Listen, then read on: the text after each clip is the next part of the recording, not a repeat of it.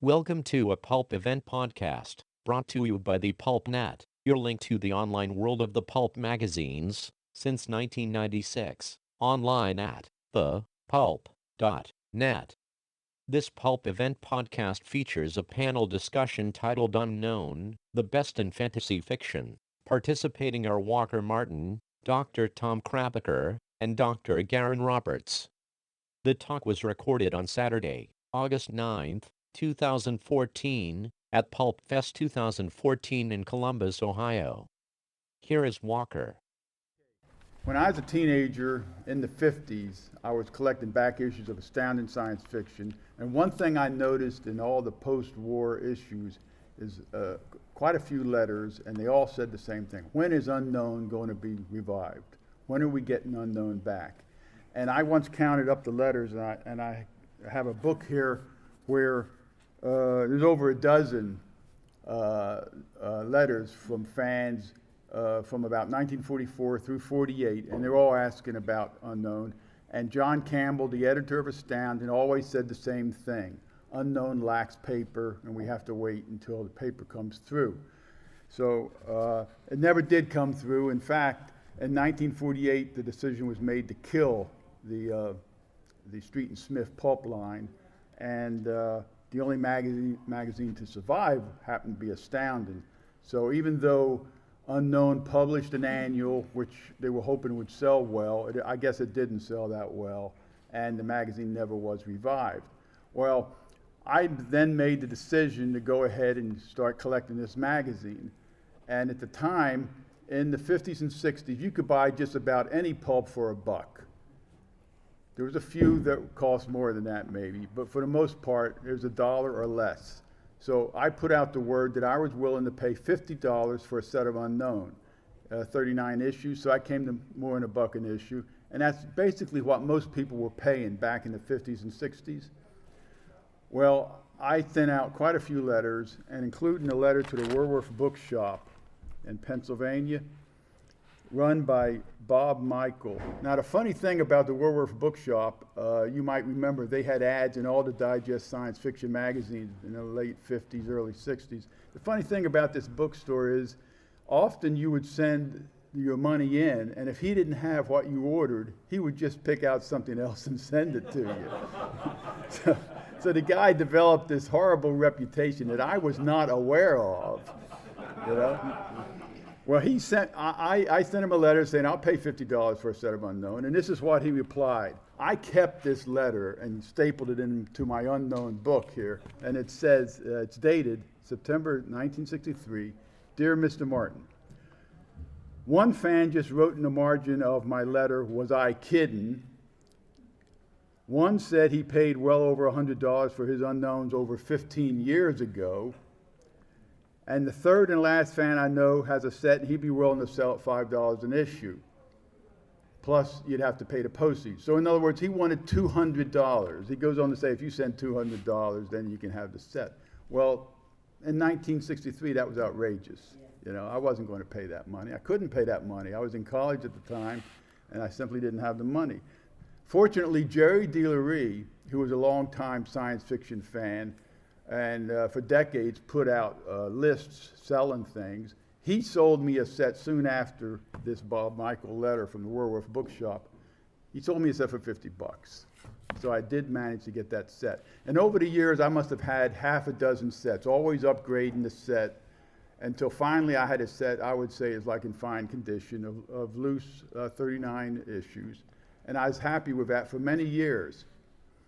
A few years ago at PulpCon, I saw Chuck Miller. He had a nice bound set of Unknown. It's really beautiful looking, and I thought, well, why not buy that also? Then I'd have a set of the loose issues, plus I'd have a bound set. Well, when I got home, I made an amazing discovery that made this magazine, this issue, probably the most valuable thing that I have in my collection. And I've had thousands of pulps and thousands of books. And the thing I saw in this was the following inscription. By the way, any of you who really know me know that I never wrap anything up. So when I wrap something up, it's got to be valuable, because I never put a plastic on anything. Okay, inside this it says, to George Skivers, and he was editor of Asimov's magazine in the 1970s. It says, to George Skivers, who really worked for this volume, John Campbell. Now, I know what he means when he says really worked for it, because there's been sets that I've worked years to get from other collectors. So this was John Campbell's personal set, not the file copy set, which would be all tattered, you know, the one that Street and Smith used as a file copy set. That wouldn't look beautiful like this, you know. This is Campbell's personal set, and I think this, instead of making it just worth hundreds of dollars, this set's now worth thousands of dollars as far as I'm concerned because of Campbell's inscription. Concerning favorite stories, I would say my favorite story, and I'm not an L. Ron Hubbard fan, but my favorite story in Unknown is Fear. It's a psychological novel of suspense. It was written before Hubbard became crazy and went into Scientology. In addition to Fear, I would say Death's Deputy. I like that a lot. That's also by Hubbard. And L. Sprague de Camp wrote a great novel, Lest Darkness Fall. And I also like de Camp's Howard Shea stories. I found them very funny. Another novel I liked was Hell is Forever by Alfred Bester. Everybody, of course, will have their own favorites, but this is one of the few magazines I've read every issue and every story. In 1963, I started from the first issue and the first story and read right through in order to the final issue in 1943. And that final issue actually announced that the next issue of Unknown would be in digest size. Because of the paper restrictions, they had to cut down the size like Astounding, it'd be in digest. It never happened. During the time that announcement was made in the last issue, they evidently made the decision to kill the magazine. And Unknown's probably the magazine most missed by all pulp collectors. We all wish it had been revived. Okay, let me jump in with my personal story about finding Unknown, and it's nowhere near as interesting as Walker's. But I started collecting pulps in a significant, serious way in June of 1970 at a Midwest Con, where I bought my first two pulp magazines from Rusty Havlin. And they were issues of Astounding, and they were parts 1 and 2 of At the Mountains of Madness, the February and March 1936 issues. And my goal then was to start collecting Astounding. I was familiar with the Alva Rogers book and so forth. And the moment I started doing that, friends would say, no, not Astounding, you need to start collecting Unknown. Or Unknown is even better, I think is a better way to put it. So gradually over time, I started collecting Unknown, and it became the first magazine that I had a complete run of. The fact that there are only 39 issues made that easy, but at the time, Unknown was a fairly pricey magazine. Walker's stories were not out of line because when you tried to buy them, you were always paying a little bit more than you were paying for, say, equivalent Street and Smith magazines. But I found, it was justified. It was worth it because one of the strengths that I found in Unknown was, and I've read through the series as I got them, and I reread this whole run of the magazines over the past couple years. One of the strengths, I think, was the consistent quality of the stories. People talk about great magazines, and the other great fantasy magazine, of course, people talk about is Weird Tales, especially during the Farnsworth years. Now, people have differing opinions about Farnsworth's effectiveness as an editor, but it's considered great because it had people like Lovecraft and Howard and Clark Ashton Smith in it. But the other thing that at least I found that Weird Tales had in it, and I was talking about this with Morgan Holmes this afternoon, is an awful lot of junk to fill those issues. And the interesting thing about Unknown is, to my knowledge, I never ran across any junk in it. There were certainly better stories, and there were stories that were so-so, but there was never a story, at least I can recall, where I felt I was wasting my time reading it. And I think that's one of the key characteristics of the magazine, is that it had an overall quality to it that is just surprising for any fiction magazine, no matter what the quality was as well. To talk a little bit about the magazine itself, one of the interesting things about it, and I made some quick notes, is to take a look at who the authors were. A lot of them were people that followed Campbell over from Astounding. In fact, the story about how Unknown got the kickoff was that Campbell received a manuscript from Eric Frank Russell for a novel, Sinister Barrier, which Campbell felt was not quite suited for Astounding, but was more suited for this new fantasy magazine he had in mind. So in effect, it was an Astounding writer coming over to Unknown. But he was followed by people like Robert Bloch, Donald Wandry, Frank Belknap Long, Robert Heinlein, Alfred Bester, Malcolm Jameson.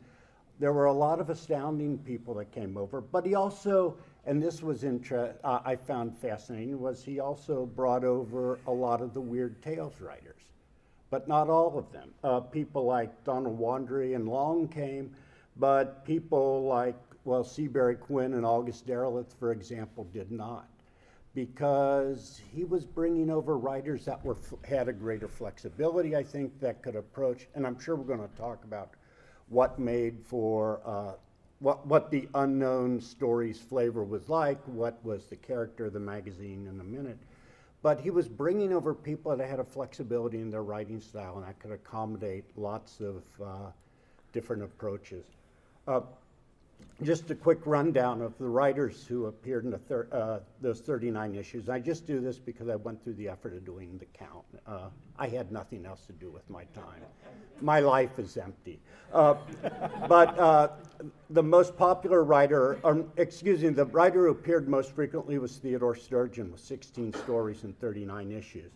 DeCamp had 15 stories, he appeared in 15 issues. Some of the stories were spread out. Hubbard in 13, Malcolm Jameson in 12, Cleve Cartmill 11, Jane Rice, who was a writer that, at least in my mind, I only think of in terms of Unknown, was in with 11. Fritz Leiber was there with 9. And then other writers like Heinlein would appear, and others would appear 1 or 2 times. Favorite stories. My favorite Unknown story, I think without a doubt, and in many ways I think it's a story that captures the John Campbell philosophy of stories as Conjure Wife. Most people are familiar with the story. It's set in a small college. Leiber based it on his own experience teaching at Occidental College, which is near Pasadena in California. A professor of sociology, but really anthropology, at least if you look at what he does, who is a debunker of superstitions and has staked his reputation, his career on that, finds out his wife is a practitioner of witchcraft. He persuades her that it's all bunk, so she stops practicing, and then life starts to go to hell because it turns out that the wives of all the other faculty members are practicing witchcraft, mainly to promote their husbands' careers. Now, the reason I think that this is the ideal Campbell story is it captures the 2 themes I think that Campbell liked in his fiction. The first is the rational man, examining things rationally, looking for rational explanations for everything. And that's the first half of the story. But then about midway through, that changes completely when the main male character, a guy named Norman Saylor, realizes that, oh yeah, this is probably true. We have to do something about it. Then the story switches to the second thing that Campbell liked, which was the problem and finding the solution, the problem-solution story. So we go then to, all right, there are people out here practicing witchcraft. I'm now a believer in witchcraft. Let's figure out how we can make it work for us. And to me, that captures not just the flavor of Unknown, but it captures in many ways, Campbell's editorial philosophy as well. And I've talked too long. Galen. Garyn, sorry. You're doing great, Tom. I was just trying to figure out what the fantasy was in Conjure Wife, because as faculty members, we know that indeed what our wives do. But you know we're not allowed to talk about it. Okay. Yeah. This is, as Walker has said, and I just as soon listen, so I'm not going to talk too much, but we mentioned last night with the Astounding panel that at this time, in the late 30s, early 40s, and Astounding and Unknown at the same time, Unknown being the counterpart to Astounding, the percentage of high-quality stories was wonderful. 80, 90+% of every issue was good. It was very, very good. And Walker and Tom have identified some wonderful authors, and Fritz Leiber and Ted Sturgeon and Cleve Cartmill and this Jane Rice, who I have never seen anywhere else but in Unknown, and then later Unknown Worlds. A couple others I'd add were Henry Kuttner with a story called A Gnome There Was. Tom mentioned our late friend, who was a great friend of the pulp community, Robert Bloch with the story The Cloak. Bob was one of my 3 favorite pulp authors of all time. Bob Bloch, accompanied by Fred Brown, who also appeared in Unknown, another one of my very favorite authors. Norval Page had 2 fantasy novels in there, and you know Norval Page from Weird Menace, Spider Stuff, all that kind of thing. And Raymond Chandler even had an original story in Unknown Worlds. The first issue, as Tom mentioned, featured Sinister Barrier by the very, very talented English writer, Eric Frank Russell. Wonderful story. And I'd like to tell you an Ed Carter story, which is really fun for me personally. Ed, of course, was one of the internal and external illustrators for the pulp. The pulp appeared both in regular format and in bedsheet size. If you look at your pulpster, you'll see an Ed Carter original from Unknown Worlds, Unknown, on the cover of your pulpster, and it's a wonderful picture. Well, Ed was known, of course, for his really great work doing interior art for the Shadow magazine. And I've always been kind of partial to Ed's work, and if the guy didn't endear me to him before, he did it about 10 years ago when I had a personal interaction with him. Ed at the time, I believe, was quite old. I think he was even in his late 80s, early 90s. He's been gone now for probably a half dozen years, if my math is correct. And I was doing a book called The Prentice Hall Anthology of Science Fiction and Fantasy. Very successful, wonderful book, lousy editor, but great stories in it. Me being the editor. And we had some original plates in there. I had this wonderful editor out in Upper Saddle River, New Jersey, across the river from New York City. And Carrie and I worked on this book, and it was a wonderful project. But I wanted some color plates in the book, and I wanted an Unknown cover, a color cover in my book. And Carrie was great. She said, it's all great. It's all wonderful. She said, we'll get the copyright people on it. I know people, they'll get a hold of it, and they'll get permission. We'll pay the whatever it is, $1,500 for the permission for that paint, a picture you want. Which one do you want? Well, I wanted the picture from the best from Unknown Worlds, the sort of anthology, oversized thing, much in the style of a Shadow annual. She said, okay, fine, we'll get it for you. So, lo and behold, the agents contacted Ed himself, and they said, we'd like to reprint you. What do you want for the picture? Well, Ed says, I'll tell you what. He says, my son will drive me right down. I'll bring the original painting.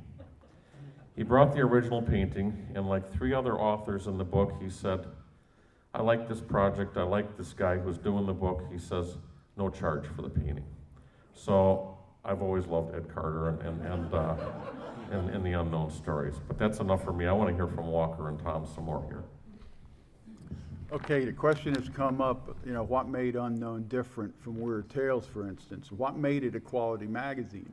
Well, in the second issue, Campbell had a very interesting editorial in which he spends the whole page talking about what he would like Unknown to be. And one thing he did not want, he said it would not be a ghost story magazine.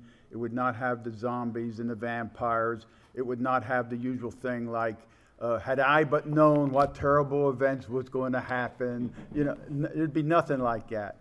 Campbell wanted Unknown to have special, unusual stories with some humor, and that certainly is what the magazine captured, with like the Howard Shea stories by L. Sprague de Camp. You know, I think they're very funny stories, a lot of comedy in them. Henry Kuttner wrote quite a few stories that were very unusual, and maybe his first quality fiction, really, when you look at what he did for Unknown. In 1963, when I first read through Unknown, from first issue to last, I kept my notes in a book, and I got all the issues, comments on all the stories. You know, this was 51 years ago, what I thought of the magazine, so I'm a completely different person now. But I did reread some of the stories, and I have to admit, they held up to a rereading. So this is just not some stupid kid writing and thinking every story in Unknown is an A or a B. I read quite a few stories recently, just thinking about the magazine, and it is still a great magazine. There's so many great stories in it. And it's a magazine that you can still find and buy without going broke. I think every science fiction fan saved his Unknowns. I don't think any of them threw them away. There's so many sets out there. I've had half a dozen sets myself. It's not a rare magazine. Everybody seemed to save it. It may not have had a big circulation, but there's a lot of issues of Unknown out there. I saw quite a few in the dealer's room, many of them priced at like $10 or something, you know. So it's out there. And if you really want to read the best fantasy fiction, you know, for 39 issues of Unknown, really is a great magazine, and I recommend it highly. Actually, Walker just made a point I was going to make. Go out to the dealer's room. They're all over the place. Obviously, because the unknown is a focus of the convention this year, dealers brought it, but the prices are relatively inexpensive, 20 or 25 bucks. The Hubbard issues, if they're in good shape, maybe go a little more. But compared to collecting some of the character pulps, trying to get an Operator 5, for example, it's a really good deal. And the quality of the story, as much as I hate to say it, is much better than a lot of what you'll find in I'm not naming names. A lot of what you'll find in magazines you'll be paying a whole lot more for. I think, since Garyn mentioned Ed Cartier, in many ways probably was the perfect author for Unknown because or artist for Unknown, because he captured the mix of the mixed flavor that characterized the magazine in so many ways, and that there was suspense and there was creepiness to it, but at the same time there was the humor. So you have some of his covers are really dramatic and kind of eerie looking, like my t-shirt cover, which is for But Without Horns, a Norval Page story. And at the same time, his interior illustrations have a delightful whimsy to them that characterizes work for the shadow, but also catch the flavor of the humor that goes along as well. So in many ways, the magazine is good not just to read, but simply look at Cartier's illustration. It strikes me there, Tom, as you're talking about Norval Page, that here he is, this very prolific, successful 1930s writer who was not part of the Street and Smith stable for the most part, but is it possible that he couldn't find any other outlet than Unknown? It was such a great magazine that he didn't write for Street and Smith very often, as far as I know. And here he goes over to write for the competitor because of how good Unknown was. Yeah, it's true. He wrote 3 stories. They were all short, well, they called them novels, but they were all relatively short by true novel length. They were maybe 40,000 words each. 2 of them were early attempts at sword and sorcery, featuring a character called Prester John, which was set in an actual historical period, but moved to Central Asia so you could have all sorts of weird things happening without conflicting with most people's understanding of history. And to be honest, they're only so-so. But he did write the story, But Without Horns, which is a story about a Superman type of character who is a villain trying to essentially take control of the United States and then later the world, which is a story that again and again in his letters on into the 50s and early 60s to people like Clifford Simak and Frank Herbert, Campbell cited as one of the great examples of writing a story about a Superman character.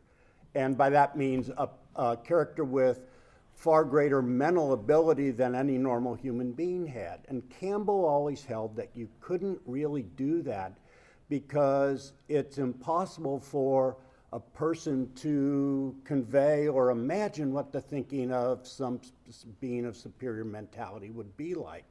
And Campbell argued that there were only two ways you could approach it. One is where a person who at least starts out thinking they're normal gradually recognizes their superiority, so you follow their development. And he cited Slan as an example of that. But the other is where you never see the Superman or the superior being at all. That character is only seen through the interactions he or she has on other people. And the great thing about But Without Horns is that the superior being, the villain, never appears in the story at all. It's all dealt with by characters interacting either with him off stage or people dealing with characters who have been interacted with him. Now, having said that, it also has the normal page style. It's fast-paced. It's going in all directions. It ends abruptly. When you think about it at the end, the logic doesn't always hold together. But nonetheless, as you're reading it, it's a fantastic example of this type of fiction. Okay. All right, in closing, there was an editorial comment in the February 1944 Astounding where Campbell talks about what killed Unknown. And if I can quote him, this is from February 1944. Ye Ed is doing no more prophesying for the duration. Astounding and Unknown may reappear in large size after the war, but don't quote me. At present, paper is so tight and gets tighter so suddenly that the October Unknown carries an editorial about the new small size Unknown, but after that issue was printed, our paper was cut again. Sorry, there won't be any new Unknown for the duration. And sadly, there was never a new Unknown at all. Rest in peace, Unknown Worlds.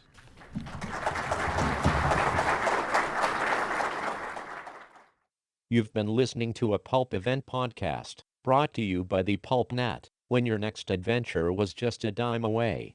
Please visit us online at thepulp.net. Thank you for listening, and keep reading the pulps.